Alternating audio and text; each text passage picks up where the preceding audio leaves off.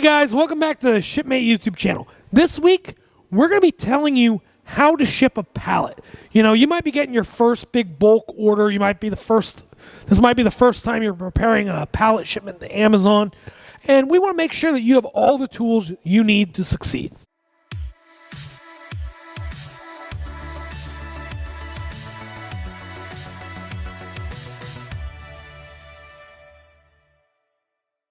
The first thing you're going to need to do is assemble a pick list. A pick list is just any document in which you have a SKU or an item number to identify the products on your order, the quantity in which you need to ship those items, and the location where those items can be found in your warehouse or in your garage. It's just a list so that you can keep track of all the items that you've already taken and applied to the order so that you don't send too much quantity or too little quantity. Once you have your pick list assembled, you can go ahead and pick all your cases. And once you've gathered up all the items for the order, you've packed them up in boxes as needed. The next step is to palletize. The first thing about shipping a pallet is you gotta have a pallet, right? So a standard pallet like we got right here is about 40 by 48. That's about 3 or 4 inches high. This pallet is a standard size, and it's what you need to start building your pallet. You're also gonna need some other supplies like tape and pallet stretch wrap before you get started. Now, we did a video before on how to build a pallet. I highly suggest you check that out. I'll throw it down in the description for you guys. But just some basics here. You know, you want to start all off with a uniform stacking pattern. So for example, this is a 5 block. There's 5 boxes per layer. We got 3 layers. And they alternate so that way they interlock like bricks, like masonry. This is really good, especially if you have lighter weight products, and it's going to give you that stability. Sometimes if you have heavier weight products, you're going to want to, build columns on the bottom to help support your goods, and you want to make sure you keep heavier products towards the bottom of your pallet. But once you create a really nice, well-stacked uniform pallet like this, you can also do mixed pallets, which we have a video on that. You're pretty much ready to go. You got everything here. One thing I would state that I think is really important when you're shipping your first palletized load is make sure that they're not requiring case labels or some other documentation to be put on the cases, because you want to make sure that these cases are marked the way your buyer or the retailer you're sending to them wants them to be marked. I know a lot of retailers are particular. They want their labels on the cases, not just on the pallet. So if you have case labels, this would be where you'd want to put them on. You'd want to make sure they're visible and that you have all relevant information. Once you have your pallet built, like this one over here, it's time to go wrap your pallet. So you go to whatever wrapping station you have, or maybe you just have a roll of hand wrap. Start at the bottom, and what we generally do is tie it off to the bottom of the pallet and just run your way all the way up. This is the fastest and easiest way to do it. Make sure that your wrap is very tight so that it holds all of your cartons together. And once they get on the truck, things don't start to move around within the pallet, shift, and eventually fall. So guys, once you got that pallet built, you got any case labels that are needed put on those boxes, you're then ready for pallet wrap. So with pallet wrap, there's 2 different ways you can do it. You can either do it with a pallet wrap machine like the one I have behind me, or you can do it by hand. Some of the principles are the same, so I'm going to show you the machine because I got that. But you can also use hand wrap and physically walk around the pallet.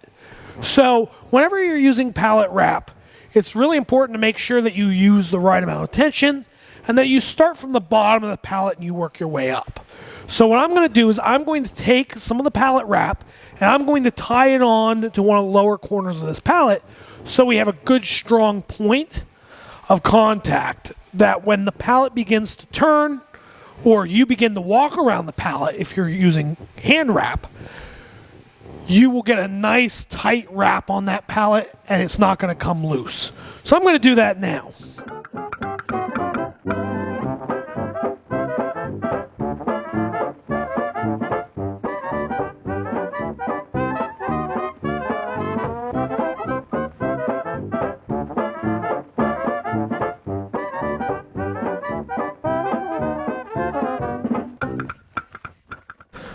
Now that I got my wrap secure, I am able to turn the machine on, or begin walking with my pallet wrap around, and that is going to get that nice tight pallet wrap on it.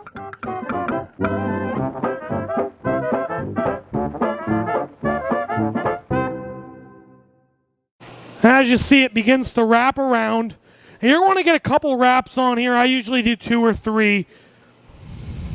It's important to make sure nobody's around, nobody's stepping on the spinning mechanism, and that no one's up here to get their hands caught in anything.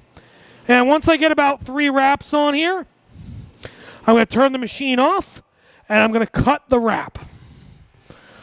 So I'm using scissors, but usually, you can use a box cutter or a utility knife or whatever you have laying around. And you're going to want to cut the wrap.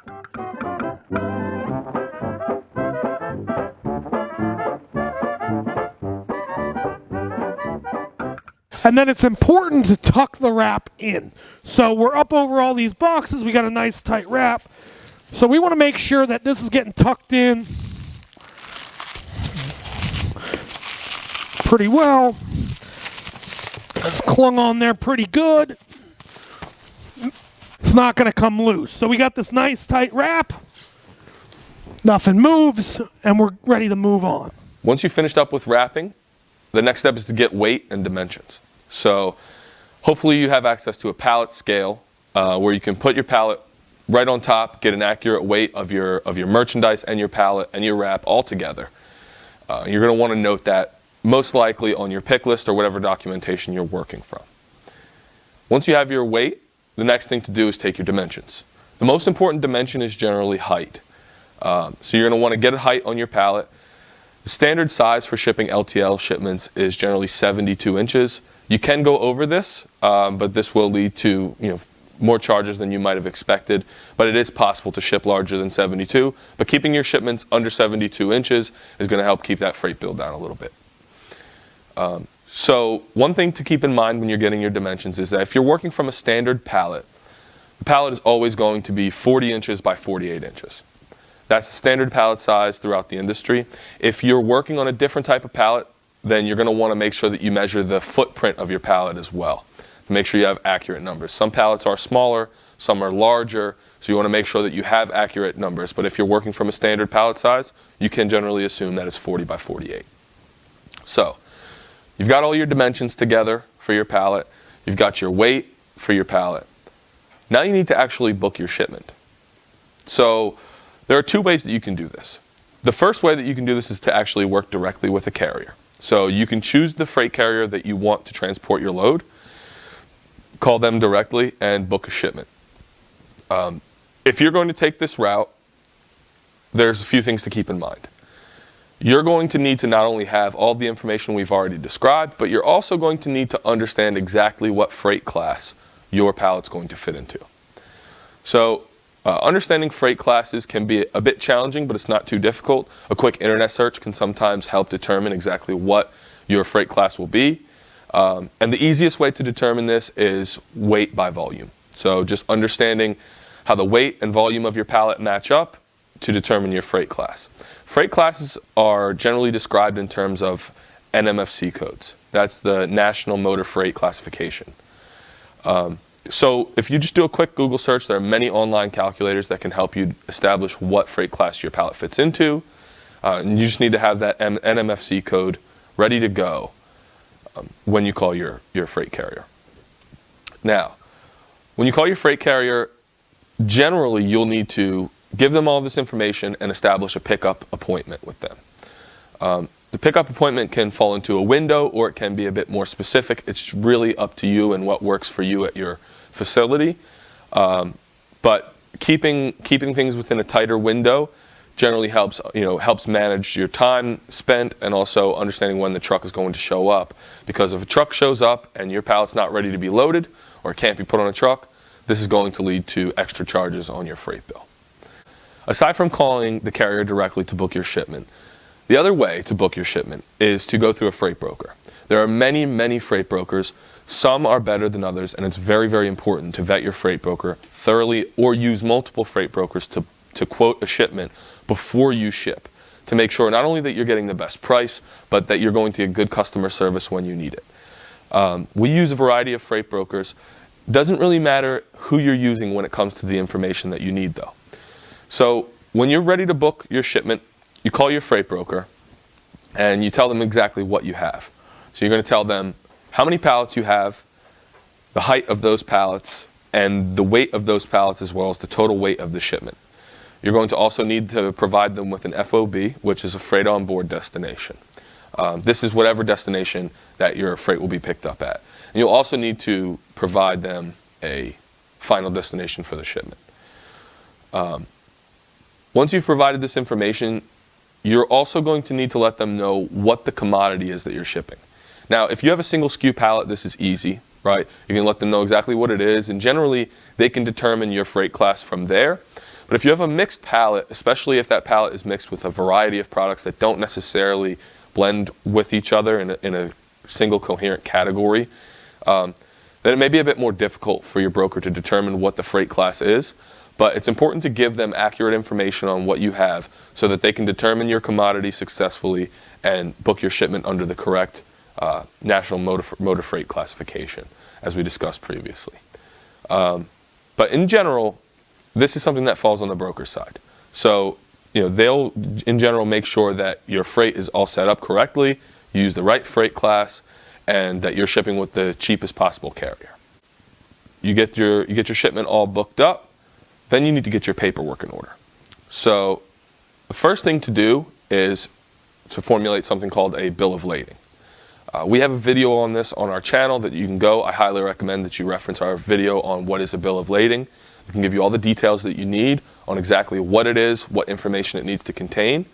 But you're going to need a bill of lading, and you're going to need it in 2 copies. One of those copies will go with the truck driver when they pick up your pallet, and one of those copies will stay with you as proof of pickup.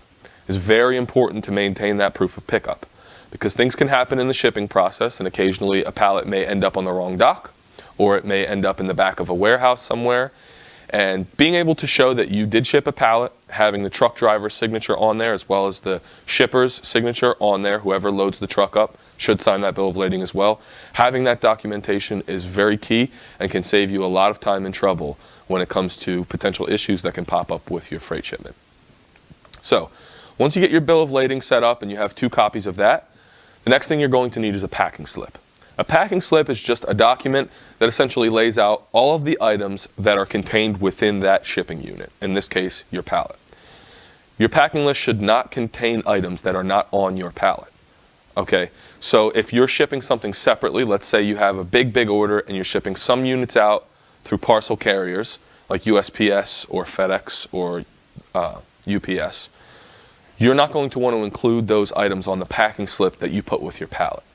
It should only include the items that are actually on your order, shipped in that shipping unit. So you put your packing list together. Packing lists need to be enclosed inside of an envelope that is stamped packing list enclosed. Occasionally, you can, if you receive a pallet, sometimes this may not happen, but it is best practice to enclose your packing list inside of an envelope and make sure that it's clearly marked as containing a packing list. Once you've got it set, the way to get your packing list shipped out is to just slip it inside of the pallet wrap. As simple as pulling away the top, sliding the envelope in, and just making sure that it's in a secure place, held tight by the wrap, so that it's not going to fall out in shipping. So, you've got your bill of ladings all set to go. You've got your packing slip all set to go. The last key piece of documentation that you're going to want to have is pallet labels. Generally, you should have at least 2 pallet labels per pallet, one on the front, one on the back. Absolute best practice is to label every side. Your pallet label should at bare minimum include the ship from destination, which is whatever facility your freight is being picked up at, your ship to destination, which is whatever the destination is that the pallet is going to arrive at. There should be a point of contact for both the ship from and the ship to destinations. And there should be a brief description of exactly what you've shipped out. That description should at minimum include the number of pallets and the total weight of the shipment. Once you have this information, you have it all set to go, you're pretty much ready to ship your pallet. So I got my packing slip here, and it shows how many pieces are in the shipment, says who they're going to, how much money is due, and I'm going to fold that up. I usually put them in an envelope and I'm going to add it to the shipment. Usually I like to either tape it to the shipment or tuck it in somewhere where it's not going to fall, like maybe in between these boxes here. And now that's along for the ride. I highly recommend using an envelope. It's a lot neater. And if you have some tape, it's always good to put a little piece of tape on there so it doesn't go anywhere. This is for demonstration purposes only. Next thing I'm going to do is I'm going to use those pallet labels that we generated earlier that have a lot of information pertinent to the pallet, how tall it is, how much it weighs, where's it going, who's it coming from. And I'm going to make sure that I put one of them on each side of the pallet, right? I want to make sure I have one on each side, so that way no matter how this thing gets backed in on the dock or backed into the back of the truck, the pallet label is always going to be visible, and you're going to know who the products belong to, where they're going, how much it weighs, and all that information is available right there. So I'm going to do that now. You don't have to be too fancy about it, but you want to make sure they're on there, they're visible. I try to keep them somewhat straight because it just looks better. But, you know, you're just going to want to walk around and sticker. So now your pallet's ready to go. You know, this pallet's ready to get on a truck. So all we got to do is take it down to our dock and get ready for the truck to show up. Okay, guys, we're coming down the home stretch now. Now, all you got to do is get that pallet on a truck. So the first thing that's important is to know what truck you're putting it on and when that truck's arrival window is. Because you want to make sure it's getting on the right truck and going to the right place. If this is your first pallet and you're shipping, you know, just one pallet, it's going to be pretty simple. You're going to know this shipment goes on the only truck that's showing up. But if you got multiple shipments going on multiple trucks, things can get confusing. And that's where you want to reference your pallet labels as well as your bill of lading. So, speaking of the bill of lading, earlier on we said you wanted to print 2 copies of the bill of lading. That's right, you want 2 copies of the bill of lading. So I got them right here, one for me and one for the truck driver. So when they get here, we're going to verify that all the information is correct. We got the right pallet on the truck, and then it's headed to the right place. Once, you know, everybody confirms everything, the exchange has been made, we're going to both sign the bills of lading, both the shipper and the carrier, and we're going to exchange them. So I'm going to keep a copy, and the trucker is going to keep a copy, and we're going to make sure that they get where they need to go. You're going to make sure that you're loading this from a dock, or that the truck you have coming has a lift gate. You're going to pay a little more for lift gate. That's going to allow you to pick a pallet up from, you know, a lower level without being on that elevated dock surface. So it's important to make sure you keep your pallets organized, you're getting them on the right trucks, and that you're exchanging that BOL. So guys, thank you so much for watching the video. If you could please give us a like, give us a subscribe, share us with your friends. We'd really appreciate it.